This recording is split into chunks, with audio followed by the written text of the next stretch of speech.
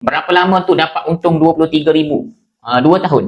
Saya beli emas 100 gram ni, saya simpan emas 100 gram ni pada tahun 2023 bulan 11. Hari ni 29 hari bulan 11. Maksudnya esok genap 2 tahun saya simpan emas 100 gram ni, dan hari ni kalau saya ambil decision untuk saya jual emas ni, saya dah dapat keuntungan lebih kurang 23,000. Nampak tak? Dalam tempoh 2 tahun.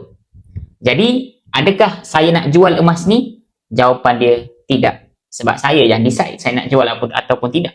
Kalau tuan-puan tak cakap, cikgu jual lah sekarang kan dah untung 23,000. Saya nak tanya tuan-puan, kalau saya jual sekarang ni, saya nak buat apa dengan duit tu? Faham tak? Lagi kalau tak tahu nak buat apa, duit tu habis kepada benda yang saya tak tahu. Lagi bagus, saya peram dan simpan lagi. Selagi mana saya tak perlu jual, saya tidak akan jual. Sebab kata guru saya, Encik Muhammad Zulkifli Syafi'i, dalam buku Wang Emas ni, hanya ada 3 keadaan sahaja yang membolehkan kita jual emas dengan ilmu. Keadaan yang pertama, bila mana dah capai matlamat. Keadaan yang kedua, bila mana ada peluang untuk tukar aset emas ni kepada aset yang lebih besar. Contoh tanah ke, ataupun nak rumah sewa ke. Dan yang ketiga, bila mana berlakunya kecemasan. Selain daripada 3 perkara ni tuan-puan, maka sebenarnya kita tak perlu jual emas, kita hanya perlu simpan sahaja.